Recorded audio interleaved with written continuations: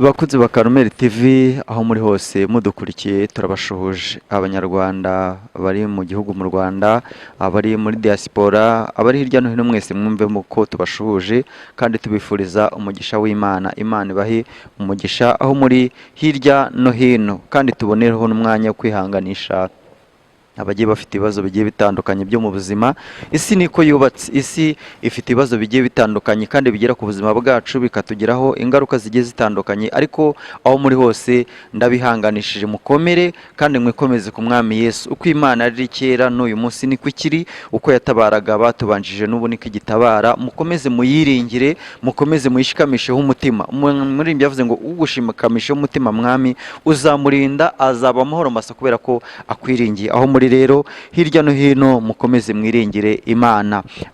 Dukomeje kwihanganisha abagizweho n'ingaruka za COVID-19, mwihangane namwe ababuze ababo, ababuze ibyabo, abavuye mu kazi, ababuze akazi, abana batari mu mashuri, mukomeze mwihangane. Yobu yaravuze ngo haracyariho ibyiringiro nubwo igiti cyatemwa, imizi yacyo igasazira mu butaka, igasazira mu mukungugu, ariko iyo cyumvisha amazi kirongera kigashibuka kikagira ibibabi kikongera kigatoha. Muhumure rero mwihangane, Imana izabarengera kandi Imana izabagirira neza.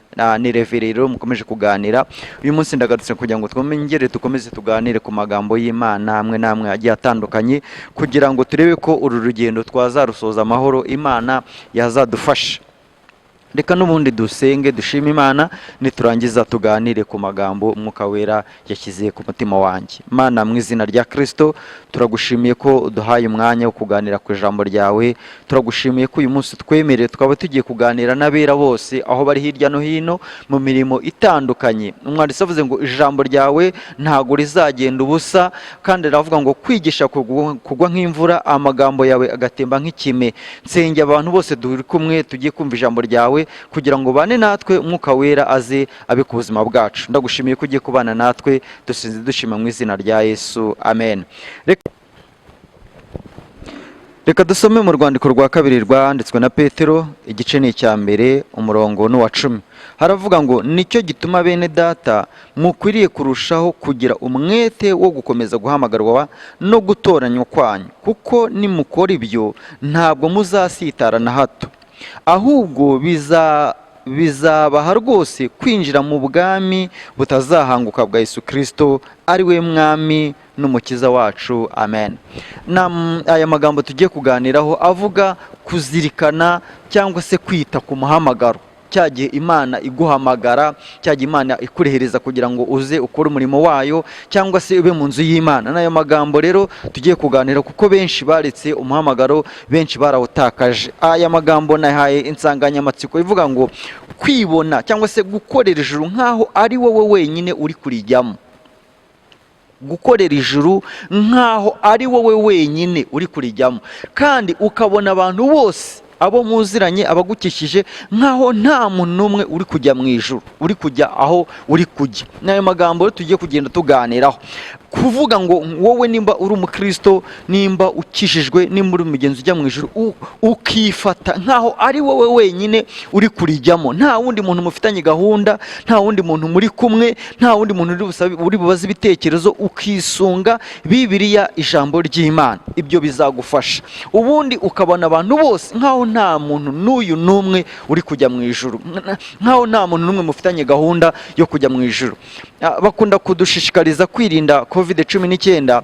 Hari amagambo akomeye bakunda kutubwira ngo ntukizere umuntu n'umwe, ngo umusuhuze, umusure, musangire, musabane, ngo numubona ubone ko afite iyo ndwara ya COVID-19 cyangwa se ya coronavirus. Umuntu wese ubonye ntumugirire icyizere, ntumwizere. Bakunda kandi nanone kutubwira ku bijyanye no kwirinda virusi ya sida. Baravuga ngo umuntu wese uzabona, kabone nubwo yaba ari mwiza, yaba byibushye, yaba atoshye, ujye umubona ubone ko afite iyo ndwara ya sida.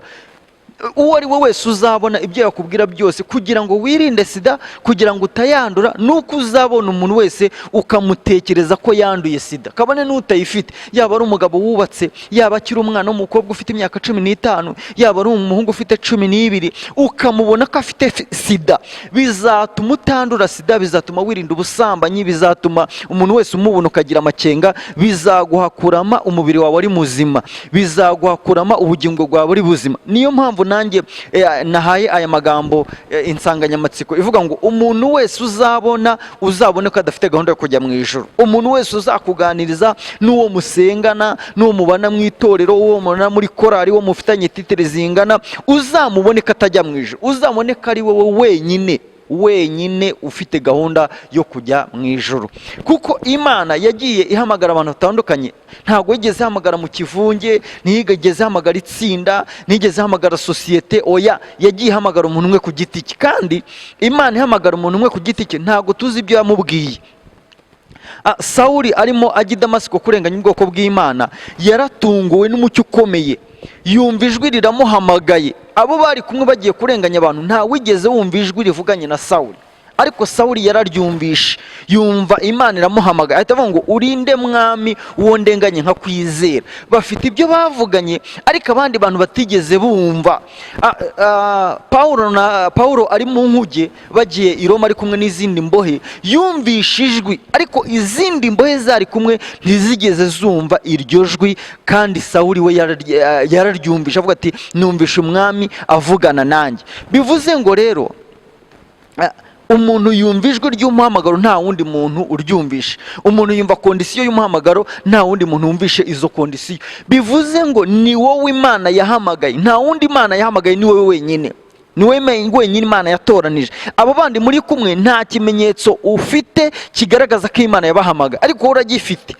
Wowe uragifite, uzi aho mwahuriye, uzi ibyo mwavuganye, uzi nawe uko byagenze kugira ngo Imana iguhamagare. Bivuze ngo rero fata ijuru, korera ijuru nkaho ari wowe wenyine ufite gahunda yo kurijyamo. Abo bandi muri kumwe ntuzi icyo Imana yavuganye nabo, bandi muri kumwe ntuzi nimba Imana yarabahamagaye. Na Yesu atoranya abigishwa, ntabwo yigeze agenda ngo abahamagarire icyarimwe. Yasangaga umwe ari kuroba akamubwira ngo nkurikira, agasanga undi arimo akoresha amakoro akamubwira ngo nkurikira, agasanga undi ari mu bintu runaka bati nkurikira. Uwo umuntu agiye ahamagara ntago azi icyo umwami yabwiye undi. Nufata ibyo ngibyo rero nkaho ari wowe wenyine Imana yahamagaye, twasomye biravuga ngo bizatuma ujya mu bwami butazahanguka, bizagutera kujya mu ijuru ugenda umeze neza. Inkuru za mukristo, Imana imuhamagara, yamuhamagariye mu mudugudu, ariko nta wundi muntu wigeze wumva Imana ihamagara mu Kristo. Nta n'undi muntu wabonye akurwaho umutwaro, niwe wenyine wabyibonyeho. Ikindi, mu Kristo arimo agenda yajyanye n'abantu benshi bamwizerwa, bamwikirisha amategeko, yajyanye n'abantu benshi, ariko bagiye bamugora mu rugendo bagiye bajyamo. Hari abaje bataha amaguru kubera ko bamubonye arimo agenda, nabo baramukurikira bagenda bamuvuna. Imana ihamagara Aburahamu imubwira kuva muri Uri y'Abakarodayi, ikamubwira gusiga umuryango wa se, ikamusiga gusiga imiryango y'iwabo ngo akamukurikira. Yajyanye n'uwitwa Loti, agenda amuvuna kandi bitari ngombwa. Imana ivuga ati wowe nkurikira, nzaguhindura ubwoko bukomeye, nzakugirira neza, nzaguhindura umugisha, uzakwifuriza umugisha nzamuha umugisha, uzakuvuma nzamuvuma. Niwe wenyine Imana yari ihamagara, ariko agirira impuhwe Loti mwene wabo, baramanukana bagenda bahura n'ibibazo bigiye bitandukanye mu nzira. Nta yindi mpamvu nuko Imana yari ihamagaye Aburahamu wenyine. Bivuze ngo rero korera ijuru nkaho ari wowe wenyine uri kurijyamo, bizatuma ukomera, bizatuma abandi bakugose, bizatuma abandi muri kumwe, bizatuma batakugusha, bizatuma batagusitaza, bizatuma udasigara inyuma, bizatuma wita ku muhamagaro, bizatuma wita kuri cya gihe Imana ivuganye nawe, kubera ko nta wundi muntu wari uhari.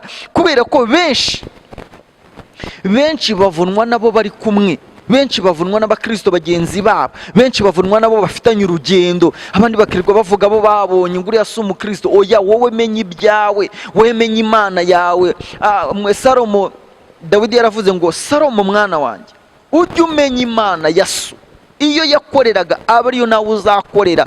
Ndavuze ngo menya Imana, menya umuhamagaro, menya Imana yavuganye nawe, menya Imana ikorana nawe, menya Imana igendana nawe, ibana nawe mu buzima bwa buri munsi. Abo bandi ntuzi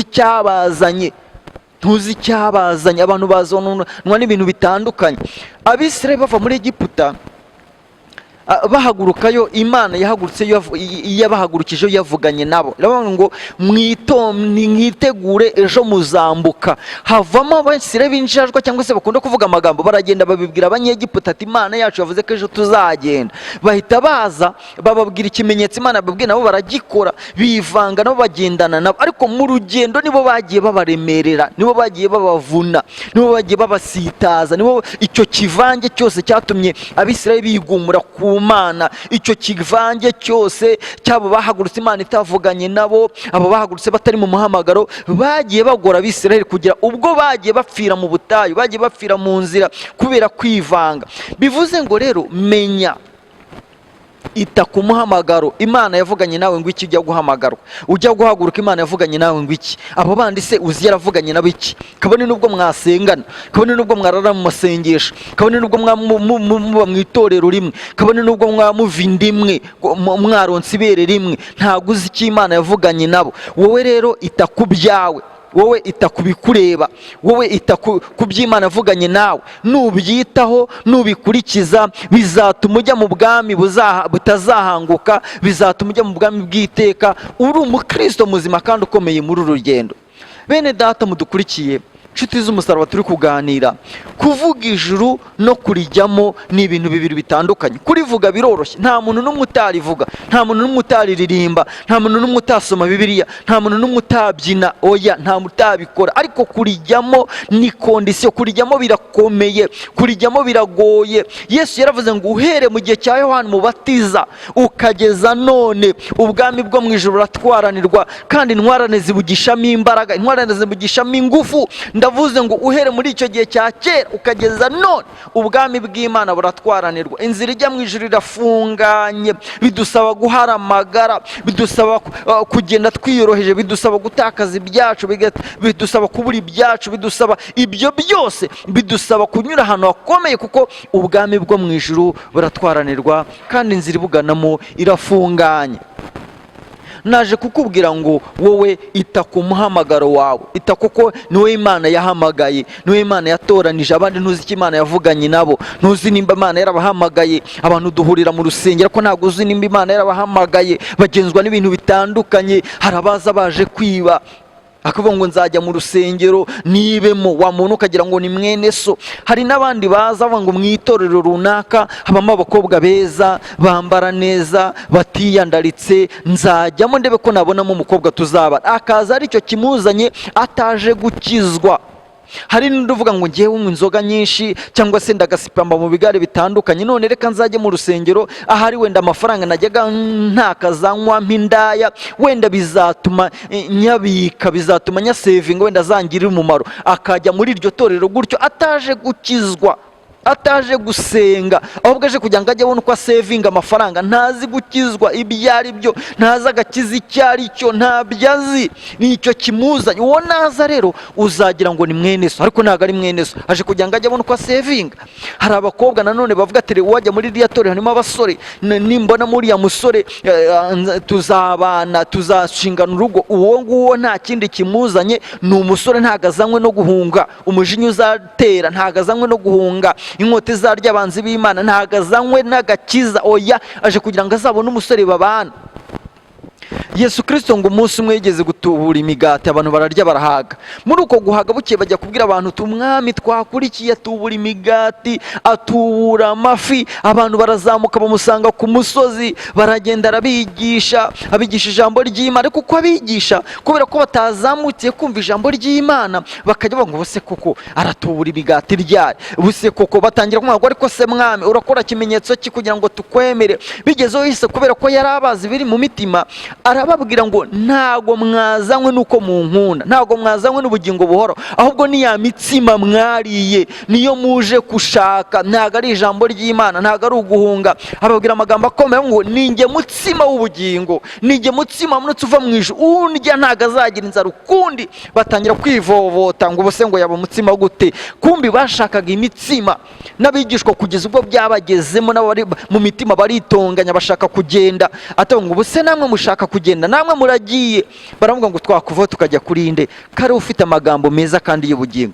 Bivuze ngo hari abantu bari inyuma y'umwami, hari abantu bakurikiye umwami badakurikiye ubugingo buhoraho, ahubwo bakurikiye imitsima, bakurikiye imigati, bakurikiye imyambaro, bakurikiye amazu, kugira ngo bakire indwara, kugira ngo bakire ibyago, kugira ngo babone imiryango. Ibyo byose Imana irabikora. Reba koko abo bantu muri kumwe nimba barahamagawe n'Imana. Nari mfite ijambo rivuga ngo ita ku muhamagaro. Niwe Imana yahamagaye, niwe Imana yatoranije. Bizatuma utagushwa n'ibintu bimwe na bimwe bya bene so, bizatuma udasitazwa n'ibintu bimwe na bimwe bya bene so. Usengana n'umuntu mukabana, mugasengana kennye, mugatererana imisozi, mukajyana kanyarira, mukajya kizabonwa, banguka gutabare, mukajyana mu rusesa imanza, mukajyana muri murya, mukajyana mukabana mu masengesho bitatu y'ibiri, mugasengana, agasubizwa mbere yawe, akubaka inzu, akagura imodoka, agakomera, akagira amangazini hirya no hino, ntabe yaguha n'inote y'ijana, ukajya wibuka ko mwasenganye, ukivovota, ukivuma.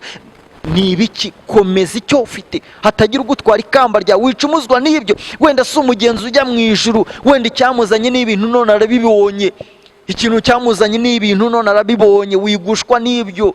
Ugasanga ufasha umwana, umufasha ari umwana w'umukobwa, ni mutoya, nta babyeyi, nta famiye, nta miryango, uramureze umwaka wa mbere 15, uracyamurera 20, umurihiye amashuri, arize, arangije kaminuza, abonye umusore, ntaje kukwereka ko uwo musore bazabana, amujyanye mu wundi muryango, bavuganiye ibyabo mu bindi miryango, birarangiye, aje kukwereka invitation, aje kugutumira nk'abandi, waramwikira amashuri.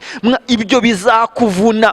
Wenda wabona kuba yari aho ngaho nta kindi cyamuzanye atari ubugingo buhoro. Bivuze ngo wowe komeza icyo ufite, hatagira ugutwara ikamba ryawe. Nureba ku muhamagaro ukibuka ko ari wowe wavuganye n'Imana, nta wundi muntu wari uhari, bizatuma utaba umunyabute mu byo kumenya Imana, bizatuma uba umuntu ukomeye mu byo kumenya Imana. Kandi ibyo ukora byose kubera umuhamagaro, Imana izabikugororera, Imana izabikwitura. Naje kukubwira ngo wowe n'umuhamagaro wawe, wowe nibyo mwavuganye n'Imana.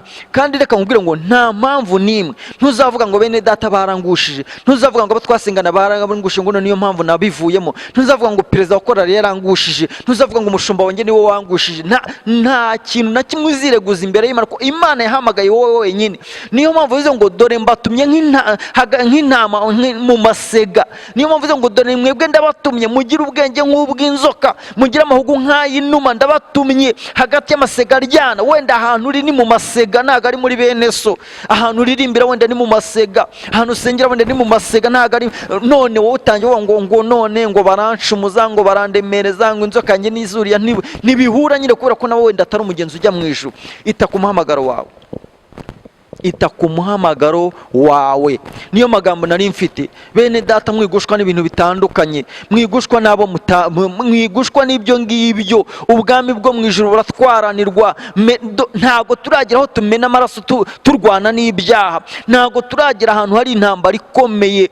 Ndakwinginze ngo ite ku muhamagaro. Komeza icyo ufite, hatagira ugutwara ikamba ryawe. Komeza icyo ufite, hatagira ukwambura ubugingo bwawe. Komeza icyo ufite, ihanganire muri ibyo urimo, ihanganire mu byo ubona. Wicumuzwa na bene so, wicumuzwa n'inzara. Oya, Pawulo aravuga ngo ni igiki cyadutandukanye n'urukundo rwa Kristo? Mbese n'inzara, ni ukurenganywa, ni ukwangwa se, ni ugutabwa se n'imiryango? Muri ibyo yavuze ngo naho narekwa n'inshuti n'imiryango bansaba kukwanga, ntago nakuvaho. Uri inshuti nziza, umwami ni inshuti nziza. Komeza icyo ufite, ite ku muhamagaro. Imana yaguhamagara ariko ugahura n'ibyago, wakizwa ariko ugahura n'intambara, wakizwa ugahura n'intambara, ugahura n'akaga. Hari n'abantu bajya bavuga ngo wenda bakakugisha impaka ngo ntukijijwe, ngo umuntu ukijijwe ngo n'umwe, ngo ni Yesu Kristo. Ninde wabashutse? Yesu ntakijijwe, Yesu si umurokore, Yesu nta gakiza ategereje, nta kateze. Imana ntikijijwe, hakizwa abantu. Mubanze ahubwo mumenye gukizwa n'iki, mubanze mumenye kurokoka n'iki. Gukizwa ni ugukizwa icyaha n'ingaruka zacyo. Gukizwa icyaha n'ingaruka zacyo. Kurokoka ni ukurokoka urupfu rwa kabiri. Kristo ntabwo agomba kurokoka urupfu rwa kabiri, ntibimureba. Abantu ni twebwe tugomba kurokoka urupfu rwa kabiri, nitwe tugomba gukizwa ibyaha n'ingaruka zabyo. Abantu rero baguca intege ngo ntabwo ukijijwe, ngo iyo ubukijijwe ngo ntiwahura n'inzara. Urakizwa ugahura n'ibyago, kuko gukizwa ntabwo bivuze gukurirwaho intambara, ntibivuze gukurirwaho amakuba, ntibivuze umwami ajya abikora iyo yabishatse. Imana ijya ibikora rimwe na rimwe, kuko navuze ngo amakuba n'ibyago by'umukiranutsi ni byinshi, ariko Imana imukiza muri byose. Irinda amagufa ngo hatagira n'imwe rivunika. Umuntu arakizwa ariko agahura n'ibyago, agahura n'inzara, agahura n'ibigeragezo, agahura n'ubukene, abana bakabura minerivare, intambara zikarota, ukahukana, ugakubitwa, ariko ufite agakiza ko mu mutima. Muri ibyo yavuze ngo ngende umukristo mu mutima. Icyo ni ikintu gihumuriza umutima wanjye. Ntabwo ahumurizwa nuko yariye, ntabwo ahumurizwa nuko yambaye, ntabwo ahumurizwa nuko afite imiryango ikomeye, ahumurizwa no kuba ari umukristo, ahumurizwa no kuba umukristo buri mu bugingo bwe, kuba umukristo bimuhumuriza. Nshuti bene data mudukurikiye, munyemere duse n'abasoreza ahangaha. Nari nifuje kubaganiza ngo mugume mu muhamagaro, mugume mu byo mwizeye, mugume mu byo mwiringiye. Imana yacu ko yari kera n'ubu niko ikiri. Wigushwa n'abantu, wigushwa n'ibintu, wicibwa intege n'abantu. Mukristo yageze guhura na Poloni, harimo agenda, Poloni aramutangira. Poloni amugiye hehe mukristo? Mukristo amuga ati ngiye muri rurembo Siyoni. Poloni aramwicaza, amubwira ibyaha yakoze, amubwira ibyago yahuriye nabyo mu nzira, ati none nyiri urwo rembo yakwakira ate? Mukristo amusubiza ijambo riremera ngo ibyo byaha uvuze nibyo koko, ahubwo uvuze bike, ariko nyiri ururembo njyamo yarabimbabariye. Wicibwa intege n'abakubwira amagambo akomeye kutajya mu ijuru, wicibwa intege n'intambara zikugose, wicika intege. Oya, kandi reka mbabwire, hari abantu bibeshya kuri Satani. Satani nise w'ibinyoma, ariko ntavuga ibinyoma iteka. Satani ashobora kukubwira ibintu bitanu, harimo ibinyoma, ikinyoma kimwe, ibindi bine ari bizima. Satani arakubwira akaninjira muri Bibiliya akagusomera ibyanditswe byera. Icya mbere ukagikora kikaguhira, icya kabiri kikaguhira, icya gatatu kikaguhira, ariko icya gatanu ukakigwamo ukahaburiramo ubugingo. Uzasome Satani yasanze Yesu mu masengesho y'iminsi 40. Satani amubwira ibintu byanditse muri Bibiliya, nta na kimwe yavuze kitanditse muri Bibiliya. Ibintu byose Satani yabwiye Yesu byari byanditse muri Bibiliya. Ibintu byose Satani akubwira biba byanditse muri Bibiliya, ubu bibona, ubu birebesha amaso yawe, ariko wikumvira amajwi. Satani araguhugura ugahugurika. Satani aragucyaha kumva akagufatisha. Satani akubwira ibintu biri byo, akabwira ati ubuse bizagenda gute, runaka waramwanze, runaka uramubenga, ibi ngo ntiwabikora, runaka kabikoze se ntibya umva. Satani araguhugura ko wikumva ayo majwi. Tugororera, Imana izagorora bihanganye. Yesu yavuze amagambo akomeye, aravuga ngo haryaza, avuga ngo nimuze mwebwe abo data yateguriye ubwami, nimwe mwagumanye nanjye, turihangana mugumana nanjye mu byo nageragejwe byose, none nanjye mbabikiye ubwami. Mwihangane mugume mu muhamagaro. Kuba mu muhamagaro ntibikuraho ibyago, ntibikuraho inzara, ntibikuraho gusonza, ntibikuraho gupfusha, ntibikuraho gupfa, ntago bibikuraho. Icyo bikuraho ni urupfu rwa kabiri. Icyo bikuraho ni ugukizwa ibyaha, ubundi tukaguma mu byago. Kandi mwanditsi yavuze ngo hamwe n'ibitugerageza Imana ijya iducira akanzu. Imana ibamere umugisha n'umwanya mudukurikiye. Ndabizi ko biba bigoye, biruje ndetse no kubyumva, bito nuko benshi baba bashaka kumva utuntu tubanezeza mu matwi. Benshi barakigira impinja, benshi barakigira nk'abana bato, barashaka kunomberwa, barashaka gutamika utuntu tunomba-nombye, utuntu tworoshye. Oya, Imana ishaka kukurera ukaba mukuru, n'ibikomeye ukabirya. Ntabwo Imana ishaka gukomeza kuturera nk'abanyagice. Ntabwo dukwiye guhora mu bya mbere bya Kristo. Umunyagice yapfukamye agahamagara Imana ihita imwitaba ikamusubiza, ariko iyo umaze gukura ukwiye kumenya ko iyo mwavuganye kera n'ubu mukiri kumwe, Imana izabana kubana nawe. Munyemere dusenga Imana, munyemere dushima Imana, munyemere duhamagara Imana. Imana idukomereze ubuzima, idukomereze ubugingo, tugume mu byo twizeye, tugume mu ijambo ry'Imana, dukomeze twiringire Imana. Imana ibampere umugisha abasore n'abakobwa badukurikiye, abagabo n'ababyeyi badukurikiye. Reka mukomeze mukorere Imana, mukomeze mukorere ijuru nk'abarijyamo, kandi ukorere ijuru nk'aho ari wowe wenyine uri kurijyamo. Abandi bakugose ntubarebeho, ntubiteho. Uzi gukora neza ntabikore, bimubera icyaha. Wireba bene so bikubera umuzigo, wibikorera, wivunwa na bene so. Oya, jya ahantu wiyakire, wivunwa n'ubuzima, wivunwa n'ibyakubayeho. Oya, jya ahantu wiyakire, wiheshe amahoro, kandi Imana izagufasha, Imana izakugirira neza. Imana ibampere umugisha. Munyemerere dusenga Imana, dushima Imana. Wari warasubiye inyuma, warakomeretse, warangiritse, ibibazo byaragukomerekeje, bene so baragukomerekeje, intambara zaragukomerekeje, pasiteri yaragukomerekeje, bishop yaragukomerekeje, perezida yaragukomerekeje, nawe ubwawe warikomerekeje. Ariko Imana irahari ngo ikomore icyo gikomere, nurangiza ujye mu ijuru uri umwana w'Imana utagira inenge. Nyemerera aho uri rero, dufatanye kwizera, nuturangiza dusenge Imana. Mana, mu izina rya Kristo, turagushimiye ko uduhaye umwanya wo kumva ijambo ryawe ndetse n'impuguro. Reka umuntu wese umaze kumva ijambo ryawe ahindukire, yongere abicyare mu igishya, yongere Mwami Imana uko umufata ukuboko, ubwo ateye intambwe imwe agusanga, nawe utere 99 umusanganira. Nawe n'intama yawe, waravuze ngo wasize intama 99 ujya gushaka imwe yari yazimiye. Kandi umuzima ntago ari ukeneye muganga, ahubwo umurwayi ni ukeneye muganga. Genda ruvure abafite imvune mu mitima yabo, genda uvune abafite ibikomere, uvure abafite ibikomere, ubomore abakomeretse bose, ubagirire neza. Ndagushimiye kuko uri Imana, ubagirire neza. Dusenze dushima ko byose ukorera kuyubahisha, ni mu izina rya Data n'Umwana n'Umwuka Wera, amen. Imana ibampere umugisha, turabakunda, amen.